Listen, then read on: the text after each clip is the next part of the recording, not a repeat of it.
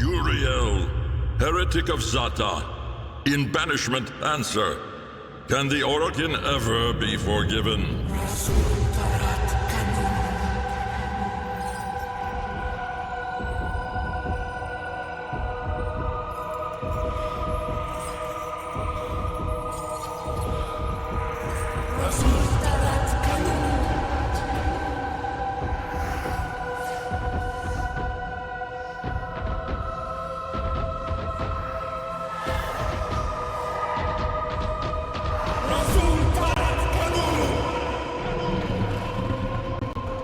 He spoke in truths. A devil has come. Solen Lua, we will cleanse this follower.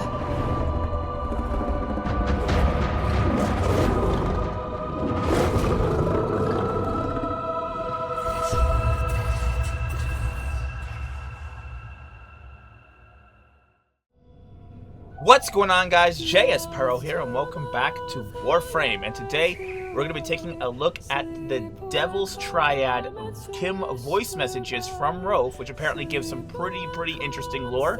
And of course, we're also going to be taking a look at the cutscene, the good ending of the Devil's Triad, which you're supposed to get by maxing out their relationships and engaging with them enough to basically unlock this good ending where apparently Loid reunites with the family, which is super duper cool. We're gonna be taking a look at that today. I wanted to do more for this episode, and more for the Devil's Triad, but there is just so much content in the old piece update, which is great, but also not great because it's just a lot to cover, and unfortunately I just didn't get to it all. So that being said, though, but we're going to be taking a look at all the good juicy lore bits, giving my reactions and my thoughts today. So without further ado, let us go ahead and get started. Her madness was seductive because it was obvious. One always knew where one stood with her, right on the precipice of the great abyss. Leap in, her eyes said to me, gleaming with the joy of some colossal cosmic joke.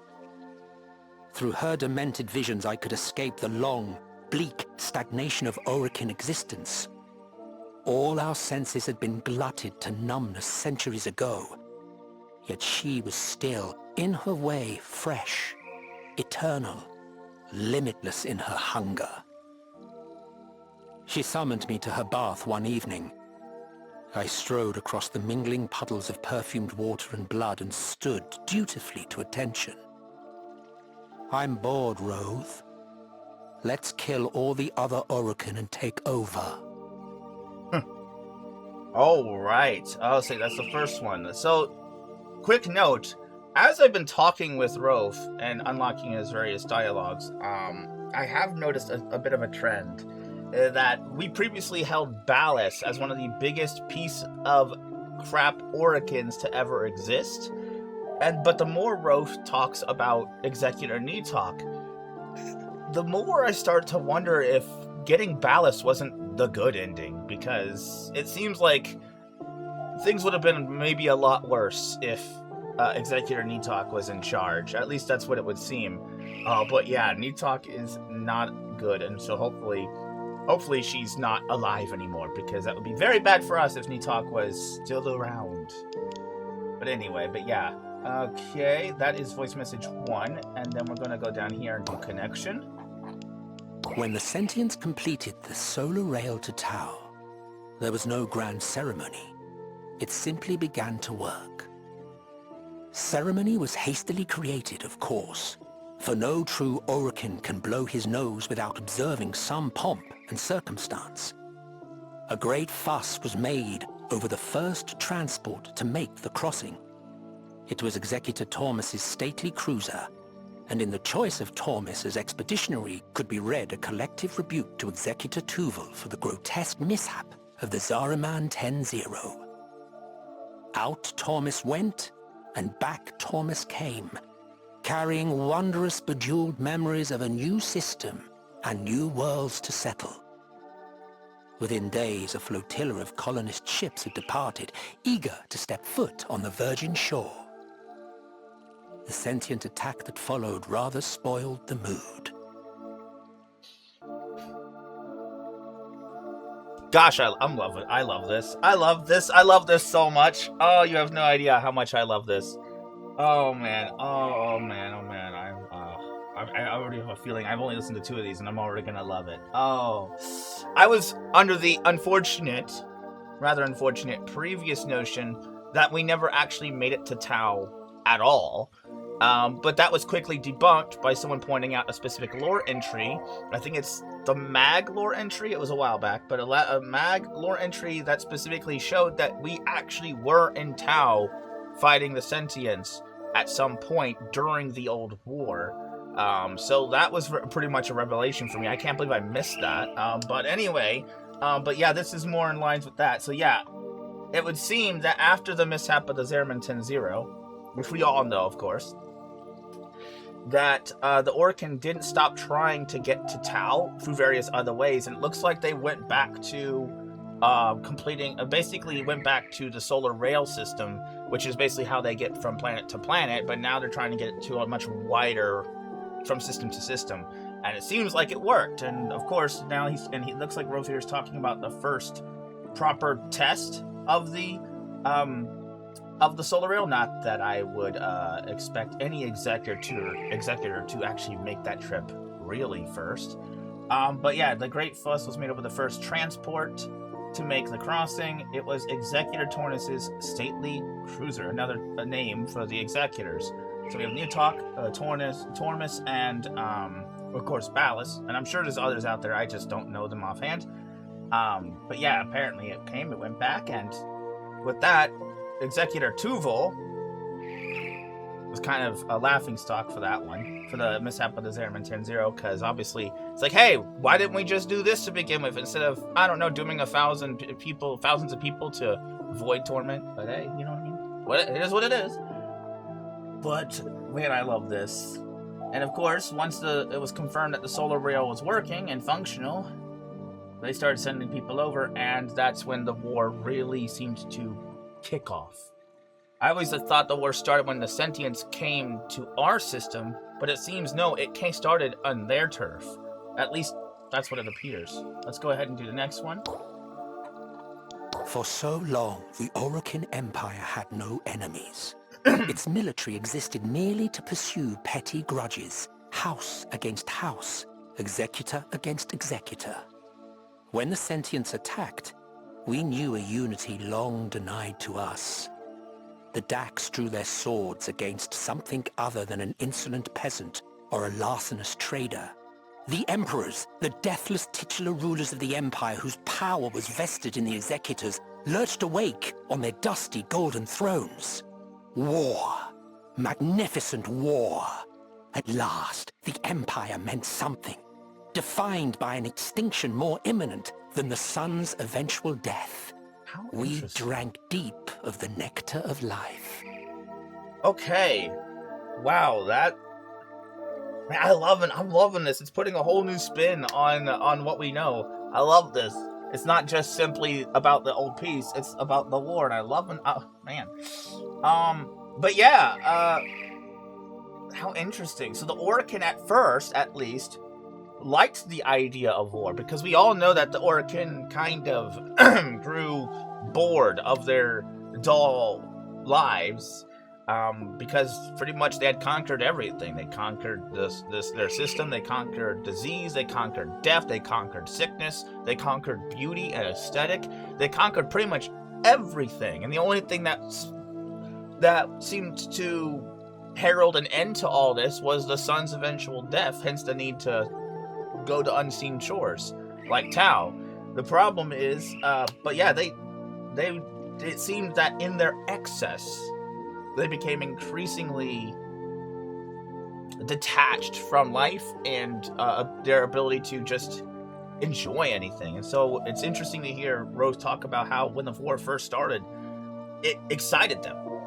It's like, holy crap, something that actually means something. It kind of heralds back to that idea that without suffering as humans, life isn't life. Because if we had everything given to us, if we had no challenge whatsoever, if everything we wanted was right in front of us, life becomes dull. It becomes boring. It's almost like the challenge, the struggle, the chaos is what actually gives life meaning in some degree. And so for the Orokin, this war was just that, meaning. Suddenly the Empire wasn't just an empire, because for most empires, their strength comes from war. Their prestigiousness comes from their ability to function and defend itself. And without any enemies, the Orokin really had no way to prove its necessity, right? And so therefore, it just kind of grew dull. But let's go ahead and continue. Where were we? Hubris? We did not expect to lose. After the Sentient's first expeditionary strike, we had prepared a punitive counterblast.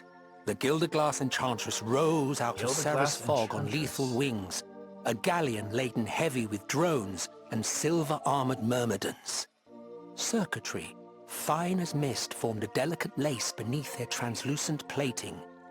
So vast she was that she barely cleared the edges of the solar rail.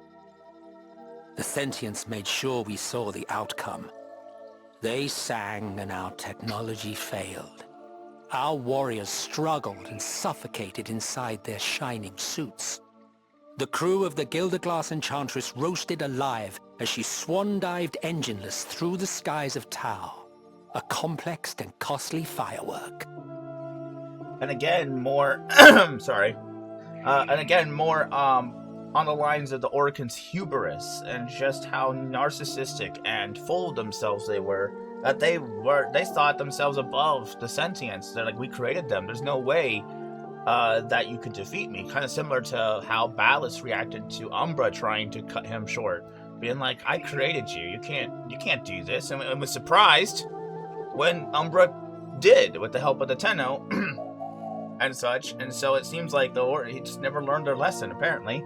But yeah, so after the Sentient's first expeditionary strike, we had prepared countermeasures, and they had the Gilderglass Enchantress rose out of the Ceres fog on lethal wings.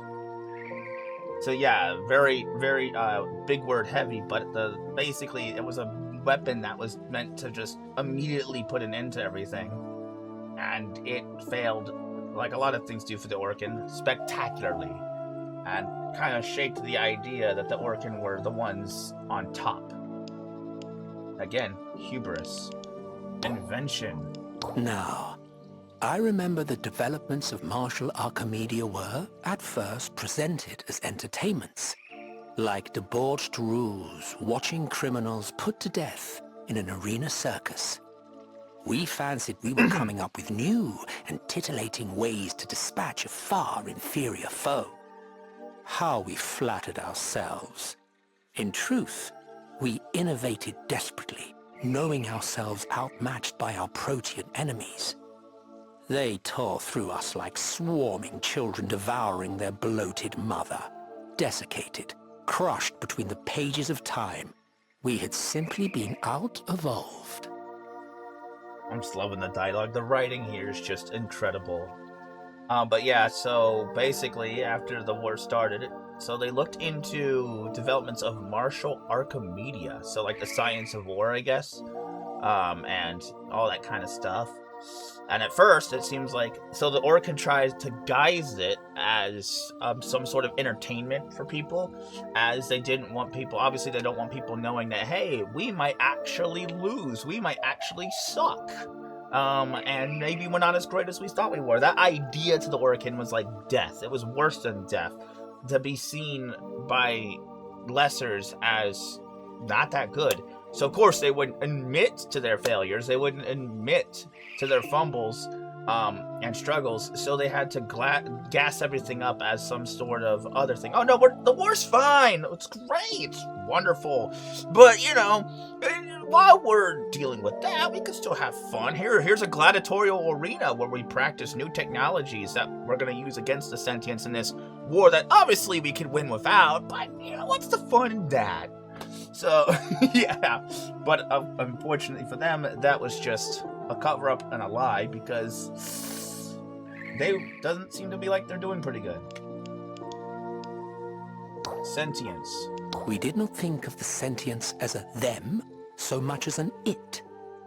We faced legions hurled at us with no more regard for their individual lives than corpuscles have.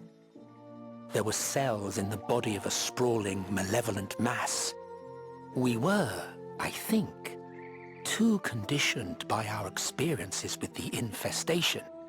A hive mind of quite a different order. The sentients had been given a mandate to evolve, and their only model of the endpoint of such evolution was us. They were returning to the origin system not just to obliterate the Orokin, but to replace them and ultimately perfect them. Oh. So, okay, so yeah, another confirmation that before the peace, the sentients were under a governing hive mind, but the precepts of the governing hive mind was simply to evolve to the point of being as good as the Orokin, which is very interesting that the Orokin would be... Maybe the Orokin and their hubris just figured, let's make the endpoint us. Because obviously there's no way they can reach that endpoint, but, you know, it's a good mark. Since we're so perfect and we want our machines to be perfect, let's just make them based on us. Not that they could ever come to that, close to that, but, you know. So it's really interesting to see just how much of a idiotic decision it was to just, like, hey, let's make these creatures that can endlessly adapt, endlessly evolve, and suit whatever they need to, but let's make them evolve to the point of being us, and as a point of perfection. And obviously it turned out terribly for him, so, at least it did for the Orokin. But yeah, so it wasn't just to obliterate the Orokin, but to replace them and perfect them. Which also explains why the sentients, without the flowers, seem hell-bent on still fighting the war, despite it being over. Like, nobody's coming after them, nobody's attacking them, nobody's taking over their planets in the Tau system, but yet they still feel the need to come back and fight and finish it, because they're still running under that precept that we need to become the new Orokin Empire. We need to rule over the people like the Orokin once did, but better, and so forth. Commission. Among the 7 I was, so I was told, considered Nitok's plaything and concubine. In the early days of war, they appointed me Vice-Regent Grand Carnus at her goading, thinking it a jest. How quickly their laughter turned to solemn applause as I brought home the news of one victory after another. The blood of better men dappled me like medals. In secret, I amassed weapons for Nitok. It was easily done. I was too glorious a figure to be suspected. And here comes the ruse. So yeah, the thing about Roathe that I noticed from his dialogues, various things, was that he was working. Obviously, he was working with Nitok, and Nitok was basically the one in the background trying to goad the war on. In the old piece with Roathe, we had that mentioned in the quest. But yeah, so he amassed weapons for her and he alluded to suspicion by basically being too valuable and too glorious to ever think, like, why would he betray us? I mean, he's working so hard to fight for us, which is genius. Kind of that whole, I'm trying to think of a better way to put it, but yeah. Anyway, let's continue.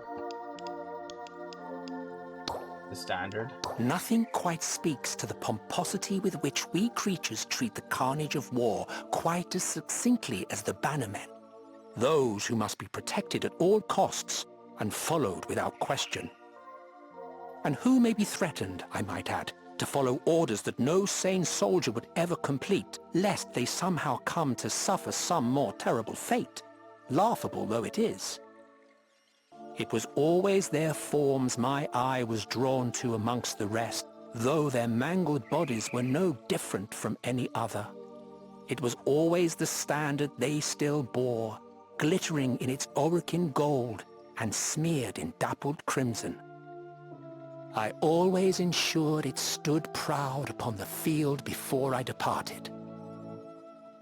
And there it is more about how Roathe kind of fought along the battlefield, and it seems like he looked towards these people called the Bannermen, which I'm assuming is just the people in the war that wore the flag. Basically, they bared the flag, the banners of war, basically, in an effort to establish Oregon, the Dominion.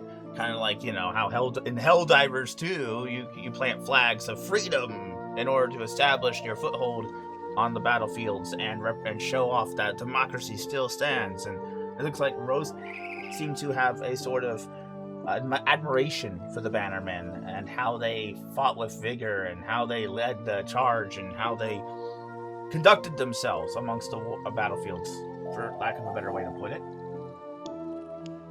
And he carried on their legacy to make sure that no one forgot who was in charge.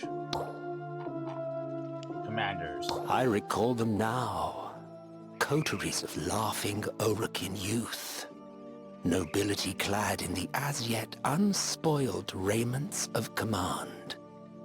Childhood friends now in charge of legions of Dax, of Grineer, null matter cells, self-replicating carcinators, primitive biodrone blade spiders, canisters of low-tech troops, golden boys and girls with ravening devils at their beck. Their arrogance trickles like stinging sweat into my mind.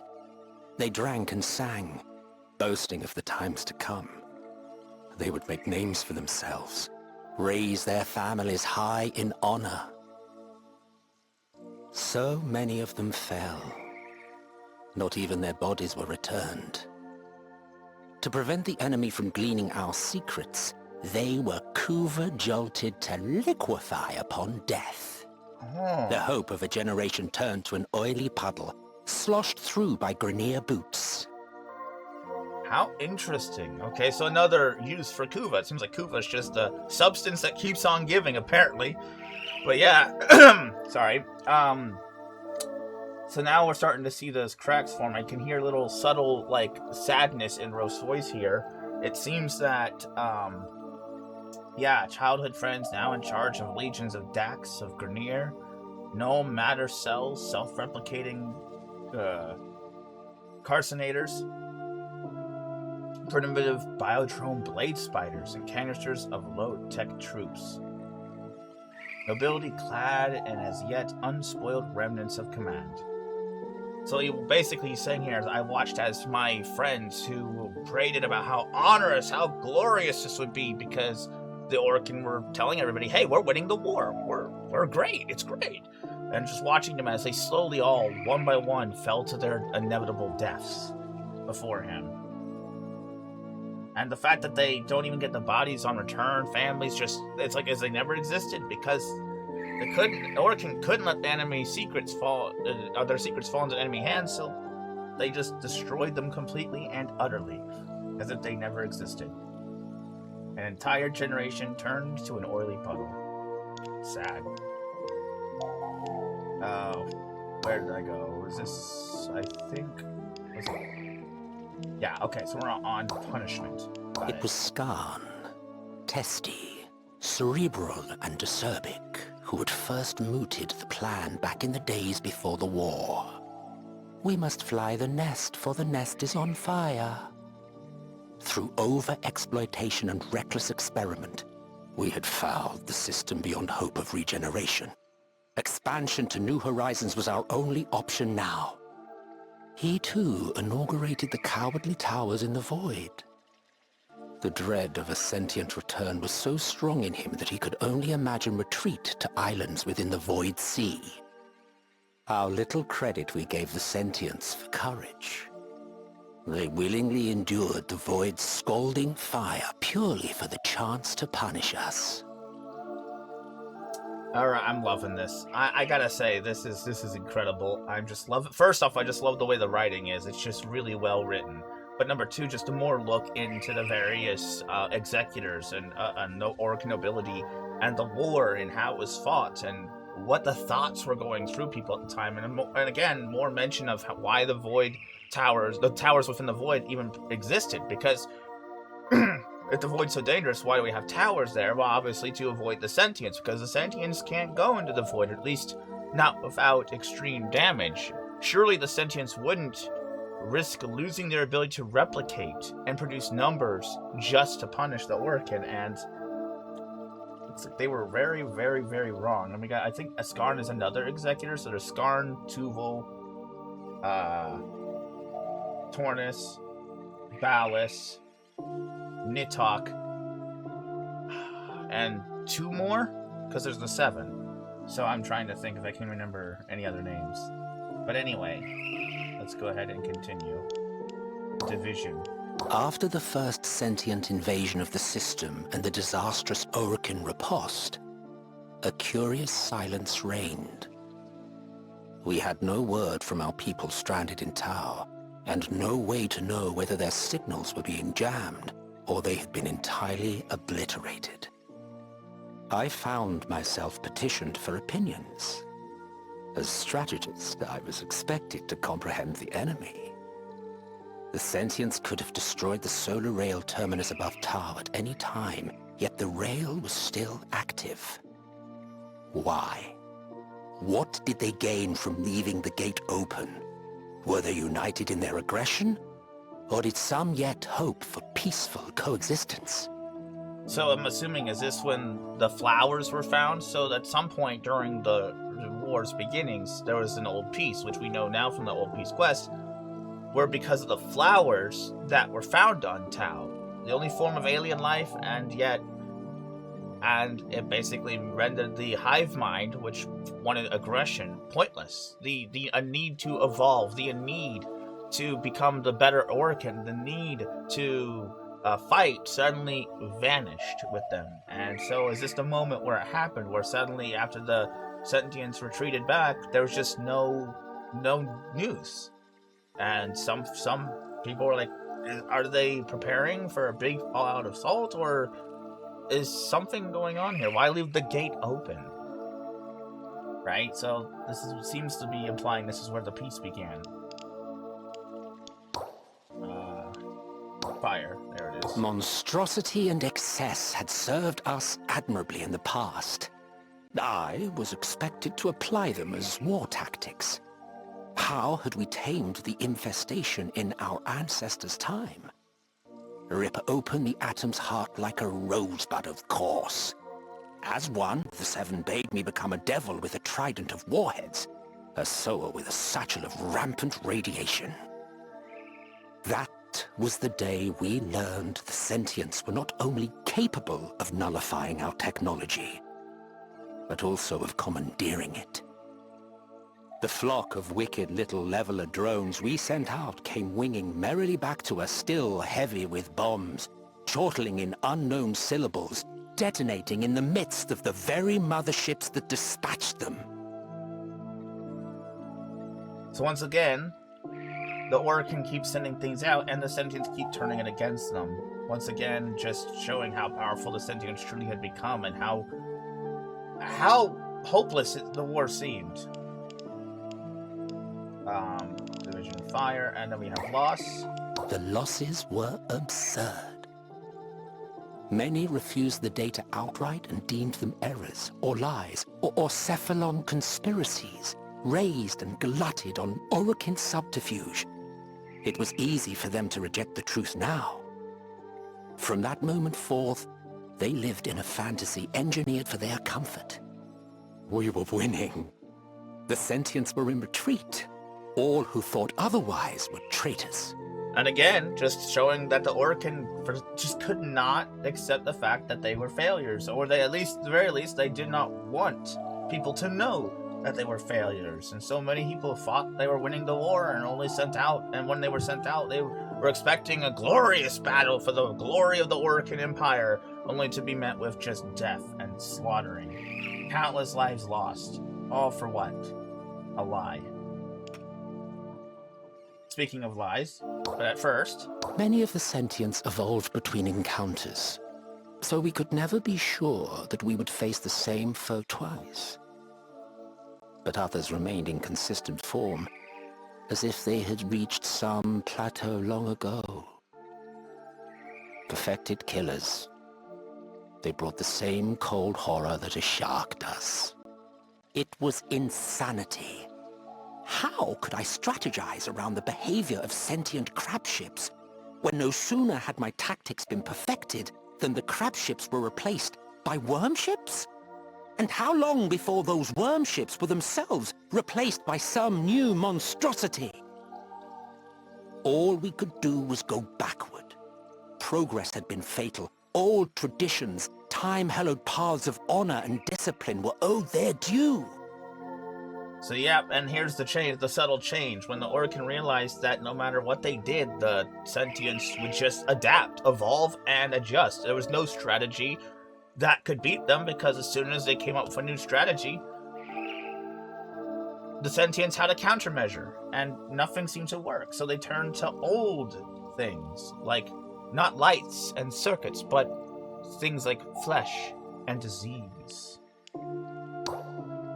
I was effortlessly expert with many of our weapons, but I excelled in the use of one. The lie. I brandished it most often against my own troops. I whipped them to the bone with lies of duty and discipline. I smothered them with the lie that the war could be won. I pierced them with the lie of my favor, my most esteemed regard for them. Alone, in private, I turned that weapon on myself. Oh, how I bled! I'm loving this. I'm so loving it. Oh. So, yep, here we go. So, Roathe was basically in on it. So, yeah, now Roathe is tormented by the fact that he not only knows about this knowledge, but he actively participated. It seems it bothered him to his core that all of his friends, his companions, his fellow troops, his men of honor and discipline and war were going out expecting a glorious, ultimate battle for the glory of the Orcan Empire, just to be shot down by and be overrun by the sentients, being told that the sentients are not that strong. Well, we got this in the bag, only to then meet those shores, only to find death, destruction, and chaos. And Rose here seems to be in agony, remembering that how he basically he lied to his troops. He's also the one who told his troops, knowing full well that it was bullshit, telling them, we got this, we can win, we can actually succeed, all knowing that none of it mattered.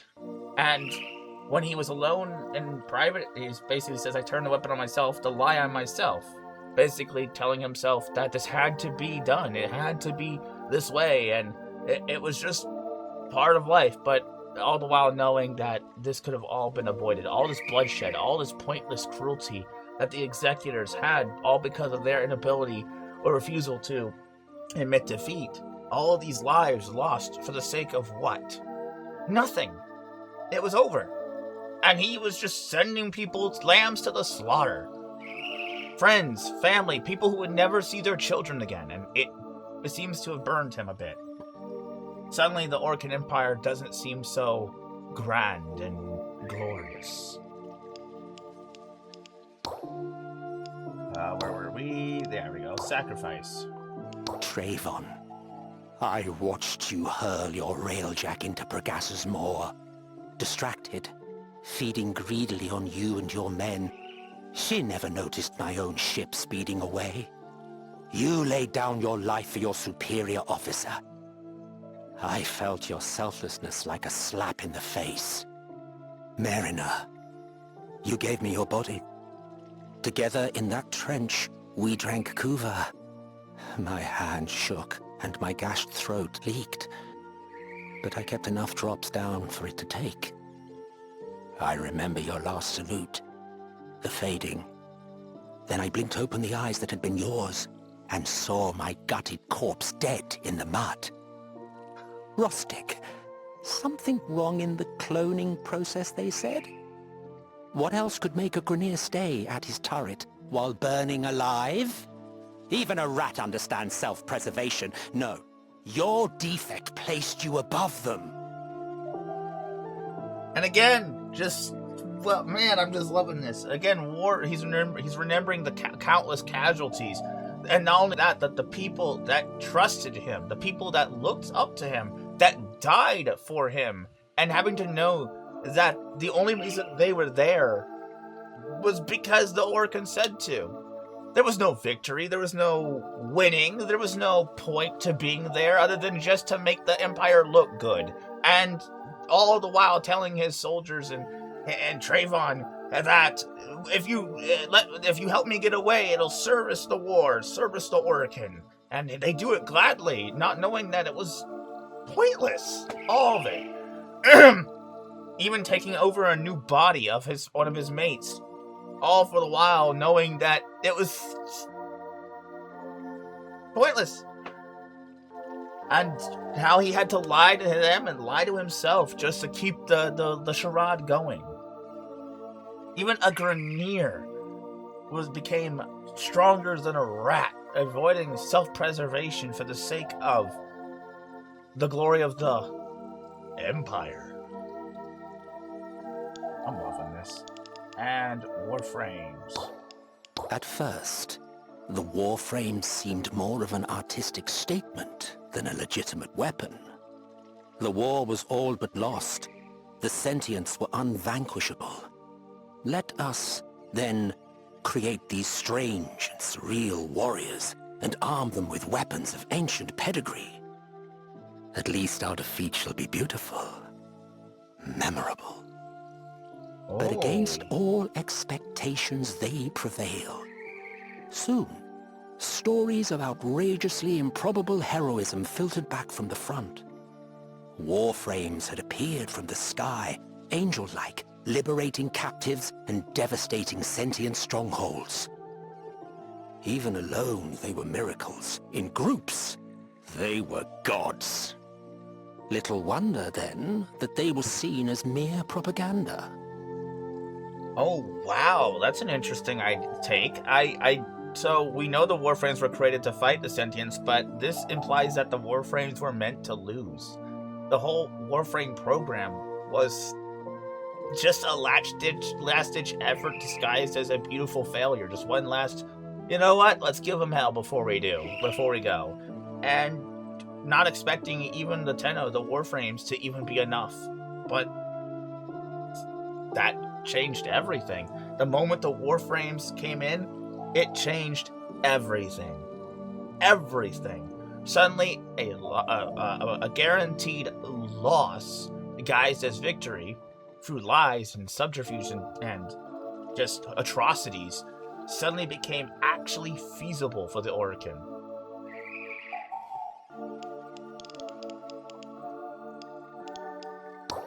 Here we go. Treason. Peace? Her voice was broken glass grinding in my ears. Executor Nitok was displeased. She had expected a glorious escalation, battle after battle, ending in the climactic ecstasy of the Orokin's demise, after which she would emerge from hiding and... well, there I am left to speculate. Perhaps she expected to be invited into the Sentient's confidence. Or perhaps she thought they would abandon the scorched, polluted remains of the Origin system and leave her to raise a new kingdom of her own? Regardless, peace would not be tolerated. So we set to work to undermine it. Oh, wow, okay. So, yeah, okay, so we know that Nitok was against the peace, and now we kind of know why, because she wasn't fighting for the Orcan. She wasn't against the peace because she hated the sentience. She hated the peace because she wanted the Orcan to just die. At the first, literally the first dialogue said that she wanted to kill the other Orcan, so it would seem that she wanted the peace to just poof, because she wanted the war to continue. She knows the sentients outmatch the Orcan easily, but the Warframes had to go, the Tenno had to go, and because that would seem to imply a wrench in her plan, because the sentients, if the Orcan are guaranteed to lose, and the Warframes are the only thing standing in the way of that, and the sentients are clearly outmatched the Orokin easily, then getting rid of this piece and maybe framing the Tenno, like we saw at the end, might actually be why they what all that. So, okay, hold on. This is good. Among the 7 executors, Ballas had styled himself first among equals. Ever the diplomat, ever the honey-voiced persuader, he resolved the grudges and disputes of the others. I found to my utter glee that he was now the rose caught between 2 thickets of thorns. The warmonger faction headed by Nitok pulled one way, the pacifist under Skarn pulled another. Okay. Ballas was obliged to decide and earn the scathing enmity of whichever Kade he did not side with. For reasons I cannot guess, he chose peace. It was 4-3, so the ravening sentients were suddenly allies and friends. One way or another, he shall come round, Nitok promised, even as I was dispatched to seek out malcontents among the garrisoned Dax. How interesting. Okay, wait a minute. So Ballas initially started the peace, voted for it. So we know that Skarn and the 2 executors that allied with them, and Nitok and the 2 executors that allied with her, were on different sides. Ballas was kind of caught in the middle. So there was 3 executors, including Skarn, being like, hey, let's actually use this piece. And then Nitok and the other 2 executors were like, no, screw that. All the while, Nitok was tricking even those executors for the sake of continuing the war, just to usurp even them, all of them, destroy all of them, which was really interesting. But so the first time Ballas, but it implied that Ballas also went against the war. So I wonder what changed his mind in the end, what turned him against the sentients at the end of the old peace. Unless maybe that wasn't him, but who's to say? But it would definitely seem that, if I had to guess, what kept Ballas in check was probably Margulis. It seemed that Margulis had a really weird standing with him, because for all intents and purposes, she's an Archimedean, which are seen lower than the ruling class of Orokin, especially the executors. They're seen as a lower tier. And so for her to be elevated in stature by Ballas himself, to have as much power as that she seemed to have, probably made him an enemy amongst other executors due to that. So I wonder if she was the sole reason that he endured peace for so long, only to then give up on it entirely. I wonder. It's interesting, but yeah. Let's continue. There we go. I understood from the start, both on the battlefield and in the bedchamber, the path to victory through seeming submission. Where the enemy finds you yielding, there you can be sure he will push, and so you may easily trip him. Lackey, they called me. Lapdog. Nitok thought herself in control. How subtly I guided her. Roathe, the bloody-handed. Roathe, the ogre fattened on the bodies of his men. Spendthrift of lives. As if I battled only for the battle's sake.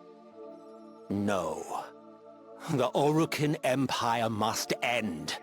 For that to happen, the war must continue. Only defeat, absolute and irrevocable, would topple those 7 golden gargoyles. Not even Nitok knew my true heart. She thought I aspired to rule alongside her. Oh, Trouble in Paradise. So yeah, it seems like they both wanted the Orokin gone, but Roathe figured that Nitok also must go. So it would seem that his plan was to help her usurp the Orokin Empire, and then, when the dust settled, take her out, because he's seen her as just as problematic as the other 7, and that in order for it to fully be realized, she had to go as well. What he planned to do after? I wonder if he planned to take over himself, or maybe just go off after the Orokin was destroyed and just live his life wherever is left of it. Who knows? But at this point, only one can speculate. But it would definitely seem they were on the same page that the Orokin Empire must end, but Roathe had planned to take it further than Nitok ever did. Nitok wanted the Orokin Empire to end because she was bored, because the Orokin sucked, and because she saw herself above them. But Roathe saw none of them above anyone, and seemed to think that either he himself had the right, or maybe nobody had the right to rule as they did in the past. So, and then it looks like, yep, Oblivion, last one. Coward. That is what they called me, isn't it? I've read the history books scattered about this dusty hall. A lie. They did not know the truth. That I was ripped away from my time before I could complete my work. Coward. I remember now. He approached me in the golden halls. He wore a face I did not know, but that is not so very unusual for our kind. I knew his voice. I knew the way he moved. Coward. He asked me a single question. Did I truly believe that I could ever be forgiven for burning it all to ash? Coward! In that pale, outstretched hand, a syringe, glittering with freedom, with another chance, with another life. I took it. Coward! Okay, and the truth. So So while you're fighting in the Descendia, okay, so the whole point of this story was that, of course, Albert injected Roathe with the Warframe serum that he used on the proto-frames, and brought him to our time with the other two members of the Devil's Triad, obviously. And their goal was to keep him in check, right? And so now it makes sense, because during the Descendia, as you're going through fighting the final boss, the 21 times, Roathe changes his dialogue. He actually speaks during it, and he changes his dialogue every time you do it. And so, and one of the things he implies is that, especially at the beginning, is that Entrati, who is being discussed here, came into the battlefield and forced the Warframe serum upon him. Basically, he was all set to continue the plan as Nitok did, with Nitok, and continue on. But that man came in and pulled him out of his time and gave him the Warframe serum. And he implies that because whatever he did to him also removed his memories. Now, it doesn't seem like everyone loses their memories. Only Roathe does, because whether it's because he was an unwilling participant, or whether Entrati did something extra to the spike to the serum to cause that effect, the point is the result was the same. He pulled him from his time, and Roathe forgot everything. He forgot. All he knew was that he was pulled from his time, and his memories were stolen from him by Albrecht, and his glorious Orokin society was everything. He lost everything because of this man, and so he was hell-bent on seeking revenge against Albrecht, seeking revenge for stealing his memories, for taking who he was from him. But as you fight in the Descendia, as you approach the final floors, his mood begins to change. Suddenly, he starts to beg you to stop recovering his memories, because the deal was that he would help us reunite Loid with the family. That was the deal, if we got him his memories back that Albrecht stole from him. And he would also play nice and not cause any problems. He would sit here happily, and all he wanted to do was get his memories back. And we agreed. But at the end, he started begging us to stop. Suddenly, this thing he desperately wanted, he didn't want anymore. As if something on the edge of his mind started to show itself, and he didn't like what it was implying. He couldn't fully understand it, but what he did understand was whatever it was implied something he did not want to see, something that shaked him to his utter core. And now we finally understand that Albrecht didn't force anything on him. Albert didn't steal his memories. He gave them up. He gave up everything. Willingly choosing this alternate life, choosing to forget the past, to abandon it all. It would seem that the pain was too much for him, and so, while he writhed in agony, Albert suppressed his memories to help him heal. But because he no longer remembered why he chose this to begin with, he thought it was forced, but it wasn't. He chose this life. He chose to forget, and now he wants to forget again, and again, and again, knowing full well that he'll want to go for the memories again, and the memories again, and the memories again, and the memories again. Because I started getting these messages where he's like, just reset time. You can do that, Drifter. Just reset the timeline. Just reset it. And I'm like, but won't I have to do this all again? Because you're going to be too stubborn and you won't remember? And he's like, yeah, but so you're accustomed to it. Go ahead. Just reset it all. Just forget it. Just stop pursuing my memories. And we'll just repeat this over and over. And we're like, no, we're not doing this. We're not doing this, Roathe. You're going to remember, and we're going to face whatever it is together. And that's what we did. And now we know what it is. He chose to run away. He chose to forget. He chose a different life. That's what it was. That's what it is. Now, what happened? Now, what this also implies is that the timeline that Albert ripped Roathe from isn't an alternate timeline. It actually is ours. Eternalism, I know, but technically the events that led up to this point wouldn't have happened if not for what Albert did. So technically, this already happened all the way back then, because Roathe, according to him, the history books show that he disappeared suddenly, and they thought he abandoned the Orcan Empire and ran like a coward. And whatever happened to Nidhogg's plan after that was just lost to history. So, according to him, this is what really happened. So, Albert pulling him from his timeline didn't occur in an alternate future, or an alternate reality, or an alternate eternalism branch, but this timeline. The effects of him being ripped from our timeline led to this point. It already happened.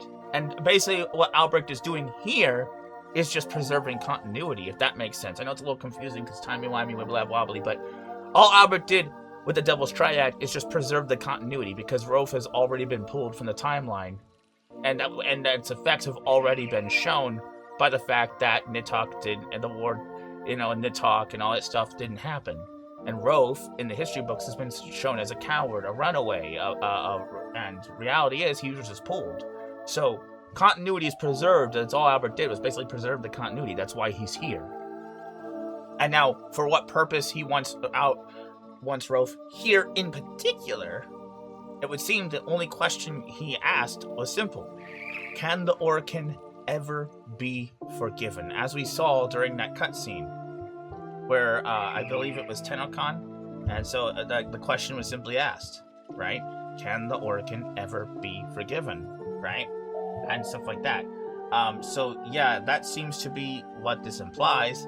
And I don't know where this is going, but it's definitely been some of the best. I will say that the old piece, the stuff that's been in the old piece, has been probably the best written lore that I think I have of any quest. I'm not saying it's the best quest, but it is certainly up there. But I will say that the writing and the aftermath of the quest and the lore that came with and the implications of it have been some of the best we've seen so far. And just the performance with Roathe and this dialogue and all this, I'm loving this. I'm loving this, and I have so much more conversations to delve in and lore to find in these Kim conversations. I'm surprised just how much lore was actually hidden amongst the pages of these Kim messages. And it's just been really, really, really, really good. But that being said, though, that is pretty much it. So let us go ahead, and without further ado, hopefully this works. Hopefully this works. But now that I've held up my end of the bargain by helping Roathe get his memories back, now that we've held up our end of the bargain, helping Roathe get his memories back, it's now time for him to help us with the R side of the bargain, which is to get Loid back to the family. And apparently, once I click this message and read it, the cutscene should play. So let us go ahead and see what this does. Drifter, I relent. Roathe, Murray, and Leon have convinced me that this time has finally come. I dread what I must do. Okay, hold on, let me just let this go. Okay. I dread what I must do down to the marrow of my bones. Indeed. That may be what is removed from me. When I am torn limb from limb in a fit of rage, when Gomaitru and her family discover what has been going on beneath their feet this entire time. So strange to call her by that name now, but so much between us has been changed, and so much more shall. In short order. Okay, so yeah, he's, as we suspected, Loid is not looking forward to this because, if you don't know, as far as Mother is concerned, Gomaitru, her new name, we know her as, was it Eularia Entradi? I think it's Eularia. Eularia Entradi, the daughter of Albrecht, and she's now Gomaitru, but Mother, Gomaitru, this whole time has been, the whole point of the Deimos storyline was her grieving over the loss of her father and not being able to come to terms with the fact that he's gone, he's dead, it's dust, it's over, he's not coming back, and she needs to let go and learn to accept that she's who she is now, and she has a new family in front of her that she's ignoring blindly for the sake of this father who abandoned her and in her time of need and so forth. And so the fact that while all that was going on, underneath her very feet, Albert was alive and well. Her own father, who she presumed dead and gone, and now has finally learned to grieve properly, is still alive and has been lying to her this entire time and under her feet, and has been living literally under her feet, and at any time could have come up and said something and just kept her out of it. And not only that, but Loid himself also went along with it, so he's not looking forward to seeing what this might come, right? So I'm going to encourage him, but yeah, I suspect the family's not going to be very happy once they realize what's been really happening. But they need to know. They deserve to know. Yes. Well, do kindly please come and ensure that my entrails are not being used as festival decoration in the necrolisc, will you? I fear I may need a bit of reassurance when all is said and done. Okay? Oh, I got a new message from Marie. So now what? Well done, lads, well... Oh, wait, whoa, oh.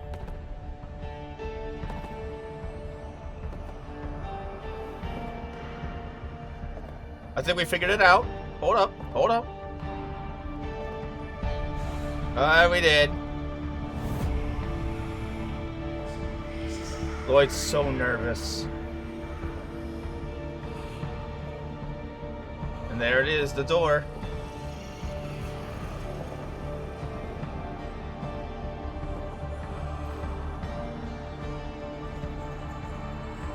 Come on, Loid. No, don't turn around.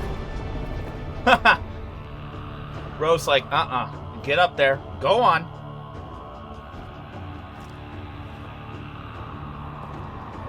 Good to see Roathe is holding up his end of the bargain. Come on, Loid, you got this.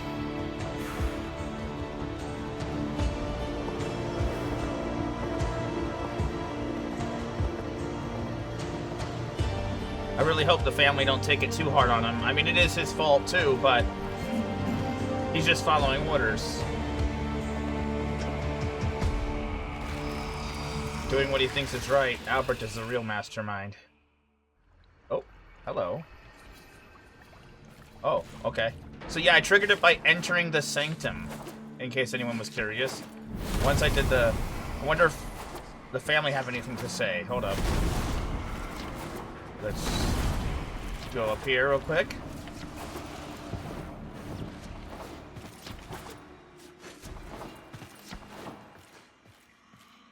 Here we go. Okamatru. He's alive, Ayatan. The man who made sure I was up and dressed every morning. Oh, yes, he is. He lit candles with me in my mother's memory. He taught me to be kind, even if I forgot. I thought he was dead. Necrolized, but all this time he's been there under my feet. Oh, Loid. Why didn't you come to me sooner? Were you ashamed that my father abandoned us both? Ah, okay, so yeah, it doesn't... Okay, good. They don't seem to be blaming him as much as her, as Albrecht. Until our next appointment. Let's talk to Grandmama. Well, I'm not shy about admitting that I've been played, dear. Especially when the person doing the playing is so clearly a master at it. Those inscribed panels Albrecht left for us to read. All that guff about how he was giving up and letting himself perish. Yep. And all the while, he was whooping it up down below with his manservant. The temerity. Best prepare yourself, sweetling. If Albrecht is alive, then that thing he unleashed is still out there too. Every light casts a shadow. Ooh, I like that. Okay, yeah. So, well, so he was actually kind of sort of planning on giving up, but kind of changed his mind at the last minute. But yeah, it's complicated, but still. Goodbye, dear. I'll see what else I can unearth for you. Okay, Vilcor. You know, I had this broken down mech I was going insane trying to fix. Swapped out the light board, flushed the atria, hell, I even stripped the casings and resparked the coils. Nothing. Know what it was? The spine was cut, sheared right through. Hairline, I never even noticed. Well, now I know why nothing my wife did to find her father ever made a damn bit of difference. How could it? He cut her off. I gotta look after her, Ayatan. Yes. All those years she thought he was still alive, and then we finally got her to accept that he was gone, only for it to be revealed that he's not gone, and he's been lying to her. So this is a whole mess. Keep safe. That threatens to unravel everything we worked to get this family back together. So yeah, you do that. All right. Wakey, Camiros. I have never pitied my mother so much as I pity her now, Ayatan. Through all these miserable years, she nursed hope. Even when it turned bitter and acrid, burning her bones from within. Finally, blessedly, she let it go. And now she hears her father could have told her the truth at any time. He just didn't want to. Yep. I shall languish in weary solitude. And daughter, aka Kaylee. Ayatan, do you know what the motto of the Entradi family is? No. No God above knowledge. Makes sense. So what does it say about our family when Albrecht Entradi himself deliberately withholds the knowledge of his fate from his own daughter, his own grandchildren? Isn't that the most stinking, raw hypocrisy you ever heard in your life? Yep. Freaking Orican bullshit! I love that. That's my favorite reaction so far. Until next time. I could have figured Kaylee was going to give the best reaction. Will Otak... Actually, I didn't think about this. Will Otak give a reaction? Mining is an important part of the plan. Nope. Do you remember what the plan is? Good to know. And, of course, let's go back downstairs. But before we do that, let's go check with Necra Loid. And then we'll go check with Loid. I'm assuming he's in the sanctum again. Still toiling away. I must ask that you keep our dealings a secret from Mother. Well, I don't think how much of a secret that would actually matter. Nope. Okay.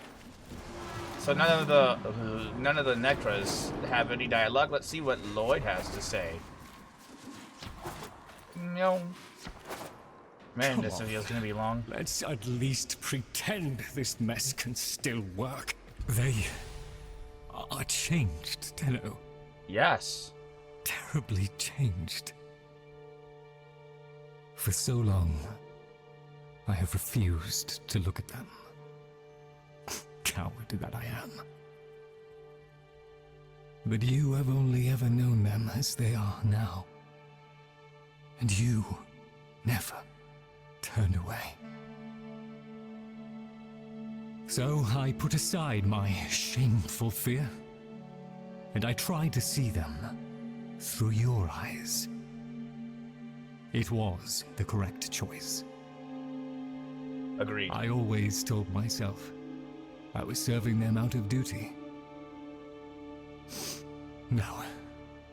I have served, and shall serve, out of love. Agreed. All satisfactory, I trust. I'm assuming that none of these guys... We have our work cut out for us.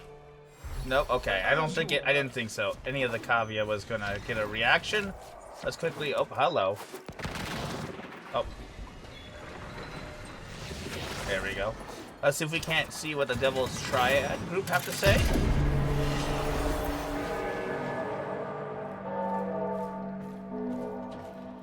By soul, I bless the day, and all... I do not condone murder in cold blood. It is a sin. However, if you find a way to kill Roathe, all sins can be forgiven. Let's grab a couple of these for future. I certainly have no need of it. I didn't think they would have a dialogue. Have you come to pray? Nope, okay. Farewell, my wolf. Let's Do not see. stray for long. Will Roathe have dialogue? I wonder... How would Albrecht feel knowing I was here with Loid without him keeping watch? Okay, so no. So yeah, basically what happened was after the old peace quest, because I didn't actually do this, I should have, but I didn't think to do it, and I apologize. I came in here and a cutscene played. It's basically just, I think it's like just a reversion of a cutscene we've already saw, which is just showing the 3 proto frames off like they did, I think, at TennoCon with Albert going, basically going, Uriel, heretic of Zata, can the Orcan ever be forgiven? And then Marie and Leon basically claiming that they're going to cleanse this devil. And then I walk up, they have a little dialogue, and this option appears. So just for the sake, since we can do it, might as well just do this real quick. It's story time you want, is it? How's this? My own men, my battalion, turned into devils to honor me. My own infantry of endless soldiers by the same name, Uriel. I couldn't save a single man. Not that I wanted to at the time, of course. Victory at any cost and all that. But by calling myself the Devil of Tau, I doomed each soldier I trained to be turned into that thing, Uriel. I was there for his, hatching, I suppose? Uriel Prime. His true name will never be spoken by me. It's the only thing I have left that feels real. When I'm on my deathbed, I'll tell you that final secret. Okay, I can't wait to see. Until then, know that us Orokin were cruel, twisted, and rather poor comedians. Yeah, I can't Don't wait. leave me with them. I might actually go mad. We can't wait to see Uriel Prime, however. That being said, that seems to be pretty much everything. But yeah, basically the story goes that basically we're here to keep him in check because Albrecht pretty much dropped him off, and we're here to keep him in check. But while we were here keeping him in check, for whatever purpose Albrecht has laid for the future, he basically told us that Albrecht, as I said, wiped his memories, as I mentioned in the voice dialogues that we reacted to. And so we were helping him get them back through the Dark Refractory and been rediscovering what he lost, only to find out, as we discovered, that Albrecht didn't do anything that Roathe didn't want him to. Basically, Roathe was a willing participant in all this. And now that we helped him face that truth, we'll have to see what all this leads to, how this all coalesces, what the purpose of all this is. But that, of course, will be in the future. That being said, though, I think that's pretty much it. I really love that. I'm going to be honest. I really, really, really enjoyed this update as a whole. Not just the quest, but even the stuff that comes after. I will admit it can get a bit repetitive. I tried the Reprita Rebellion, which is just replaying those similar missions that from the tiles that we've already experienced, and the Descendia, which is just, you know, the same room but getting layer by layer with just some basic missions. It's pretty standard stuff. Pretty cool. I wish I could have reacted to those missions with you guys, but I just didn't have the time to record at the time. I just wanted to get through it because I needed to get through it quickly. But that being said, though, I really, really enjoyed. It can be a bit grindy, but I really, really enjoyed though the lore side, the story side, everything that we've learned, and the fact, and how this is all gonna come to a surface with the vessels, with the Drifter, with these guys, with Tau, how all this connects and how all this leads to us defeating the indifference. Only time will tell, of course. I will say though that I did have some interesting conversations with Roathe himself, with the non-voice dialogue, which again I wish I could have reacted to, but it's just so much, and it's hard to tell what's actually going to be good and what isn't, and that. So, but there is some conversations on whether or not the Indifference is a god or just something Albrecht created, or maybe a little bit of both. Maybe it wasn't a god, and until Albrecht made it, or maybe it was something that always existed but didn't really have full power until Albrecht did what he did. A lot of stuff that has been thrown out, theories that have been thrown out for us to, as players, to really nibble on and such. But that being said, however, this video is pretty much, I think, already gone, if not close to over an hour. So I'm going to go ahead and end it here. I wish to do more, but I try to keep these videos short for you guys and for myself. But I'm going to end it here. So I hope you guys did enjoy. If you did, make sure you drop a like. Don't forget to subscribe if you are new to the channel. And I will see you guys all in the next video. Peace.